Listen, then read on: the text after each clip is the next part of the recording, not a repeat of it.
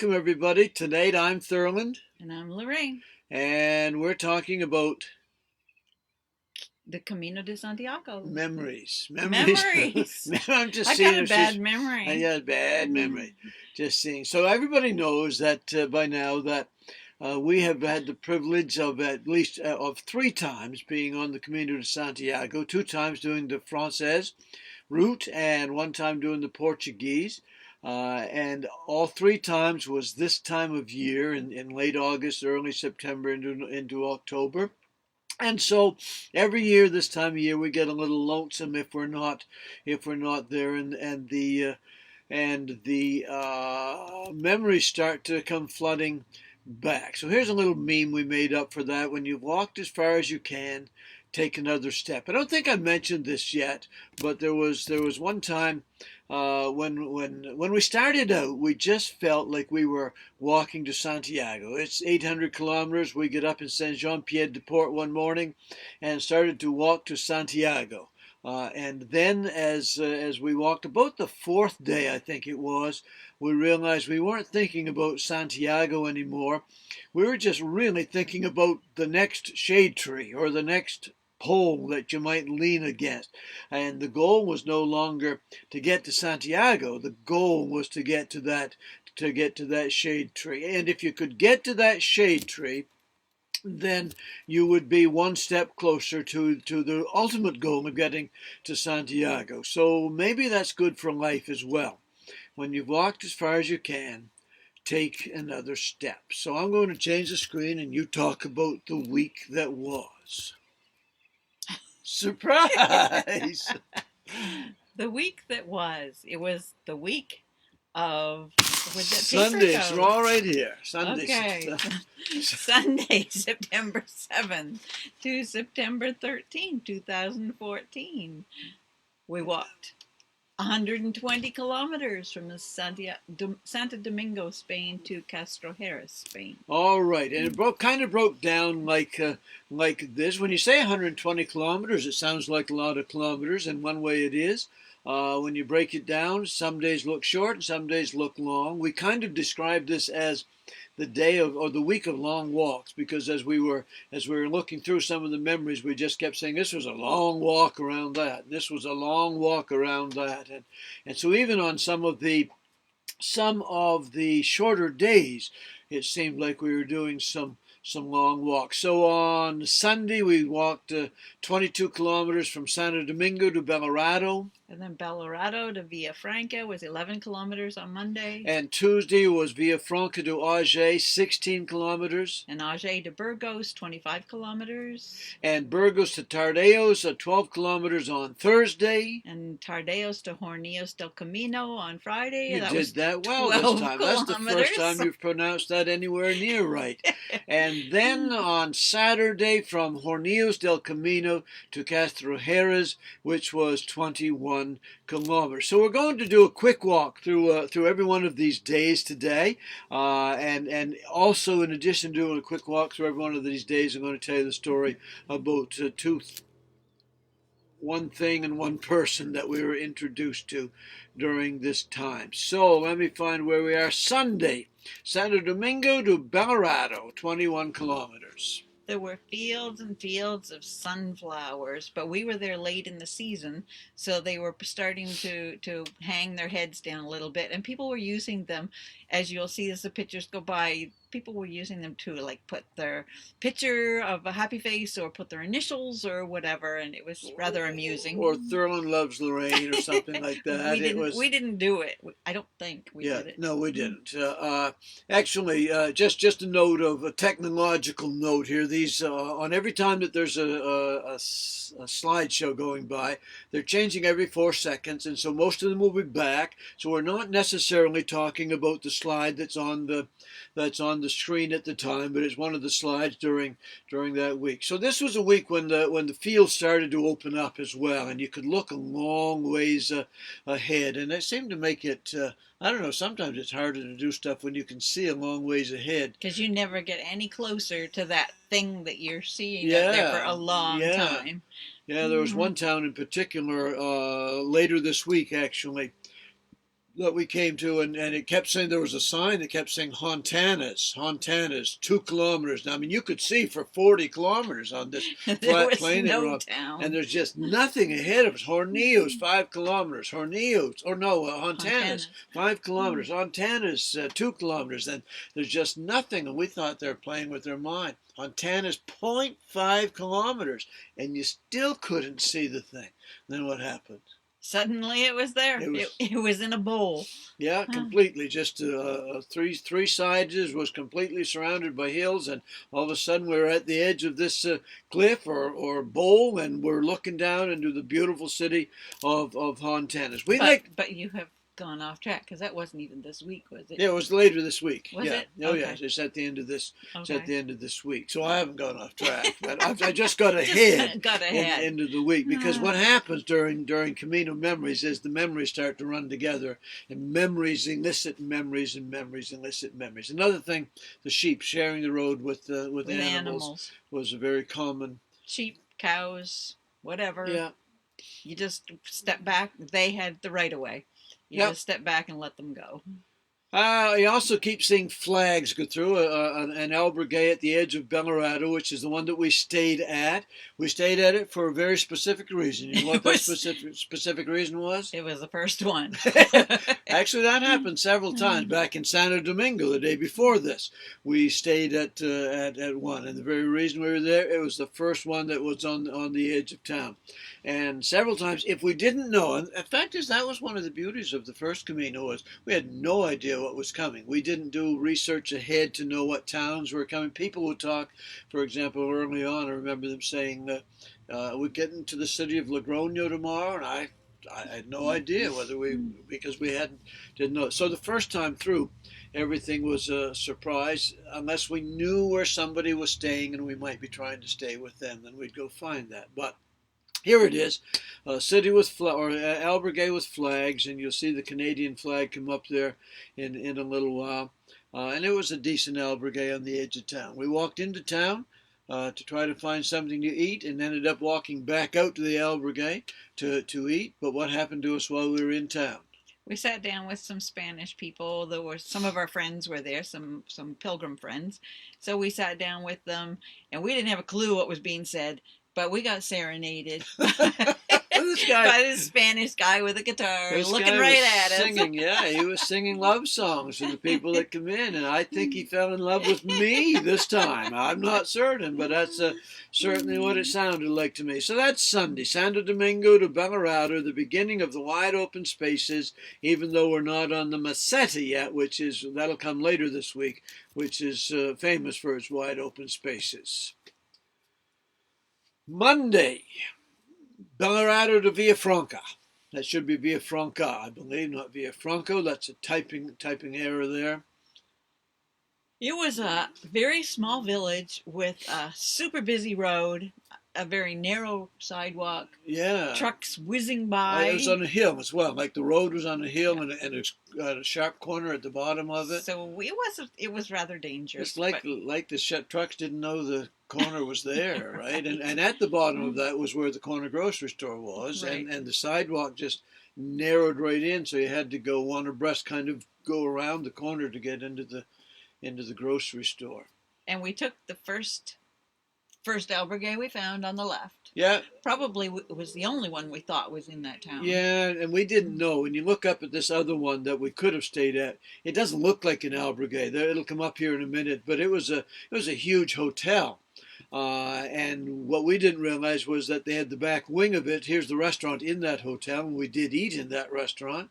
Felt very out of place there because we were pilgrims, and first time I went in, somebody told us it was a restaurant, and they were staying there, so we went in to take a peek, and there it is right there, and felt that we were right out of place. But I had a great meal there, and kind of wished we had stayed there because our albergue closed the next year. Actually, it was that far out of repairs, and it closed the next year. So the second time that we went there, we found out that the back of this hotel actually has an albergue in it, and that's where we stayed in 2017. So that's Monday. This is Tuesday, Villafranca to Agen. Wherever you see steeples, you see stork nests. Nests. Can't say that word either. Nest. That's an English word. Right. But we never saw a stork. We were there at the wrong season, but we saw many of their nests up Where's in your the phone? um plugged in up there. Okay. Okay, keep talking. Ajay was the next place that we got to. I don't remember a thing about Ajay except that we saw this place with stork nests. It's where you're going to go on here and share this on your Facebook page and also on the on Okay. the group page. Oh, Okay, we now forgot to do you that. talk. Okay, so this is a labyrinth or a prayer circle type of a thing. I guess it's not really a labyrinth; it's just a circle you walk. The point of that is to walk slowly around it and take your time and conscientiously, experientially walk around that and be doing some of your prayers. So that was Tuesday, going to the little town, and you hear us say that a lot. The little town of Ajay, the little town of Villafranca, the little town of Bellarado, because the Camino does actually go from three or four larger cities: Logroño, Pamplona, Logroño, Burgos, Astorga, León. Got those two in the wrong order, but by and large we are on smaller towns, going through from cathedral to cathedral in smaller towns. So that was Tuesday. What you notice is there's really nothing remarkable about this day by day. Monday, Tuesday, Wednesday, Thursday, Friday, Saturday. They all kind of seem to run in together. But when you put them all together, it creates a wonderful experience. So that was Tuesday. Here comes Wednesday, Ajay to Burgos. This is Atapuerca, and I'm supposed to have my phone with me for this. So you'll I'll talk talk about these little purple flowers you'll see in the picture. They're little, they're tiny, they're spread out, they're all by themselves.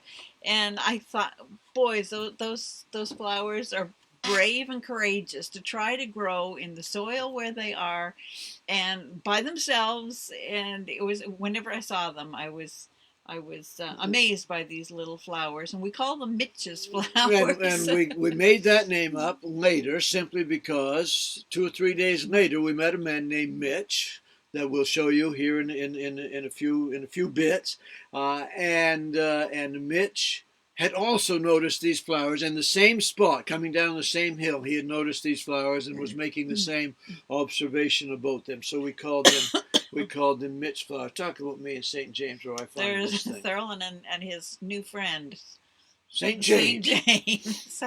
This is some rugged stones that we were walking on too on this day. It wasn't always hard to walk, but some days were a little harder than others. And I was glad to have my hiking boots to keep from twisting an ankle when we were walking up this rocky. Now it's about 30 minutes up that hill as we left Atapuerca. So this is Atapuerca. You see the picture of the man there, or the homo there. Atapuerca is the site of several. It's an international acclaimed site. Okay, Atapuerca is the site of several limestone caves near Burgos, in northern Spain, known for the abundant human, or the genus Homo, the abundant human remains discovered there beginning in 1976. So the site, called Cima de Elefante, Pit of the Elephant, contains the earliest evidence of humans in Western Europe. Fragments of a jawbone and teeth date to 1.1 to 1.2 million years ago. So there's a little crossroads of a place called Atapuerca, which is internationally renowned. Ages to Burgos. Talk about long walks. Long walks going into Burgos. Long walk around an airport. If you can imagine how long that would be. Yeah, so you come up to it. You had 2 or 3 different options going into Burgos. The option of going through industrial Burgos, or the option that not everybody knew about, but you could cross the river and walk through about 8 or 9 or 10 kilometers through a park that went through the river. We don't have any pictures of that. We walked partway through the industrial area, and then jumped across the river and finished it across there. So Burgos was also the first time that we didn't know if we were going to get a place to stay. So we ended up in this hotel. It's right there right now, Norte de Irlandes, private hotel. Just because when we got to the albergue, it had long been filled, right? And in fact, the next day, as we were leaving town, we debated on staying another day because we were in a city. The lineup to get into the albergue, 10 o'clock in the morning, was all the way down the street. It doesn't open till 1, and the albergue had several people there. So we thought, well, we don't like cities anyway. Right, let's get out of here. The cities became noisy when you're used to walking for a while. So that's Wednesday. Oh, here's what happened as we left Burgos as well. It became one of the highlights of the Camino for me, because we found Cruiser there. And if you followed our Camino, you might remember Cruiser. Unfortunately, we lost him on the second Camino. He only made it to the end of the first day with us.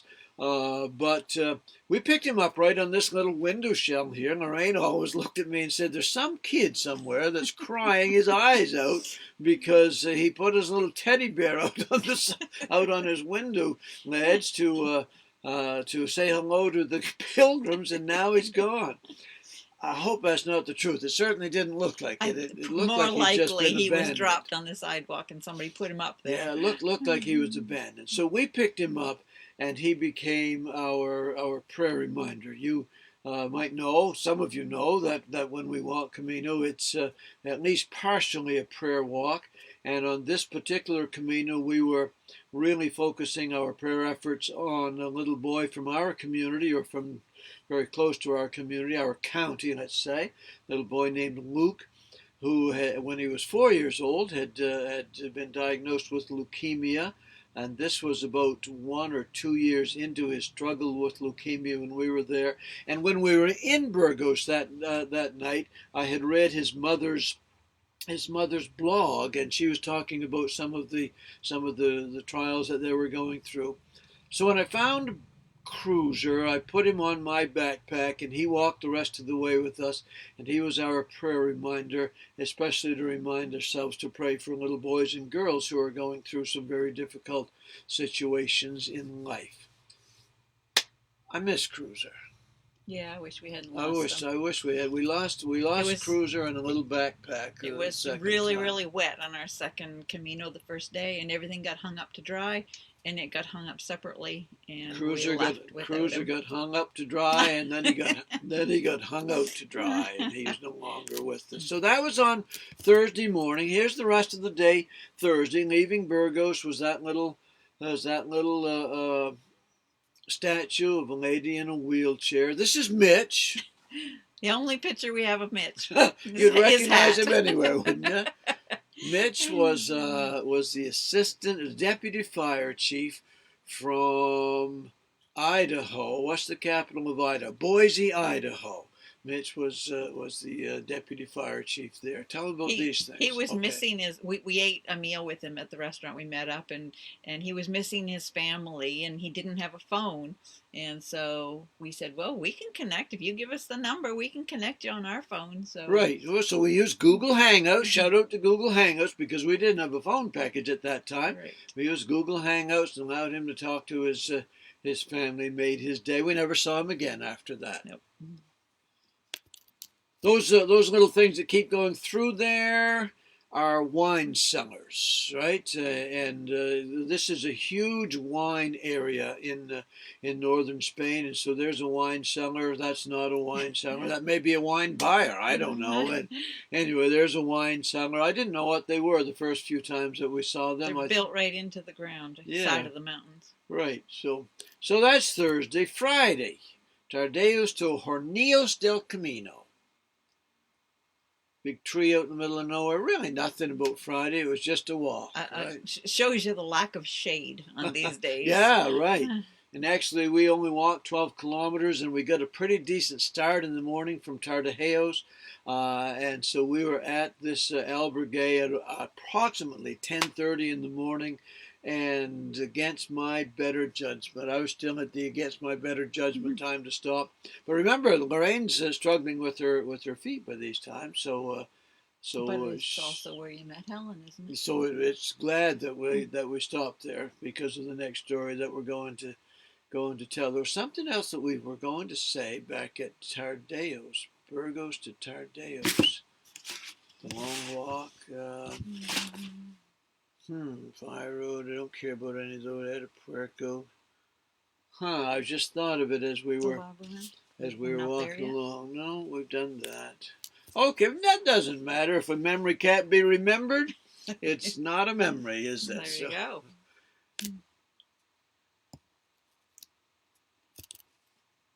Helen. We keep in touch with Helen somewhat still today. She's in Melbourne, Australia. The other day was her 50th birthday, actually, and she did a live stream. And I happened to be on when she was doing her live stream, so I clicked in on it, and she saw my name. She was talking about what things make your heart sing. And in that time, she referred to our meeting first time, and then our subsequent meeting, which she called a serendipitous meeting of the spirits. And I think that she's right there. We met her this night in Hornillos del Camino. There was something about her spirit that drew us to her. And I can't tell you that story again because I've probably told it too many times already. But we met her again. The two pictures on the left side of the screen is us meeting up to her almost 6 weeks later when we thought that she was far, far gone by that time. And as we walked, we'd often said, I wonder if we'll ever see Helen again. What would be the chances that we'd see Helen again? We had figured it out. It would have to be about 13,000 coincidences to happen for us to ever see Helen again. And by golly, we walked into the Pilgrim House in Santiago, and Lorraine said, that sounds like Helen's voice, and this time she was right. We got a great big hug and another meeting of the spirits, but it all happened because I stopped early in the day when I didn't want to, and Helen came in later in the day, and that was the way that we met, and that was on Friday night. Saturday, we walked from Hornillos del Camino to Castro Jerez. You like the sky in Spain? The sky was blue in Spain. This picture shows a little bit. I kept saying the sky is much bluer here than it is at home. Brilliant blue. Whether it was or not, I don't know, but it sure was blue. And the sunsets and the sunrises. I got to see sunrises while I was in Spain. There was one back a while ago as we left. I very rarely ever see a sunrise at home. Let's go back to, go ahead. Actually, when we were walking away from the sunrise every morning. So we had to remember to turn around when we thought the sun was coming up. No, so I thought I could find one. I thought I could find one back there. This was an interesting place on the road from the road from Hornillos to Castro Jerez, the ruins of San Antone, and it was in albergue. We didn't happen to stay there, but it was in albergue. And again, it was just one of those spots that you felt drawn to go. In fact, Helen stayed there, right? Mm-hmm. That was every time we would walk past a place that was very quiet and secluded. Lorraine would say, "That's the place Helen would stay. I wonder if she stayed there." This other little town that keeps coming up is the place in a bowl that we talked about, Hontanas. Not yet. I'll show you when that comes up, and then we're going to get off of Saturday, which means when we get off of Saturday, we're going to be done, right? Because it's a week-long thing, and we started talking from Sunday to Saturday. Here's the ruins of San Antone again. There it is. A little town right at the bottom of that hill called Hontanas, right. Well, thanks for watching our memories tonight. It's been 24 minutes. We've been trying to keep these at 25 minutes, so we're going to sign off. Hope these bring a little bit of enjoyment to you. This picture is taken later in the Camino, but it's a reminder that the secret to contentment on your life Camino is to accumulate small and happy events. So, thanks for watching. Until next week, buen Buen Camino. camino. Oh, let's have a little advertisement while we're here as well. We work with a company called Alivea, one of serving some very wonderful health products, and we'd love to introduce you to something like this, our Alivea Fix, which is our all-natural energy drink, or our reboot program. We'd love to talk to you about some of those things. But for now, thanks for watching. Buen Camino. Stop streaming.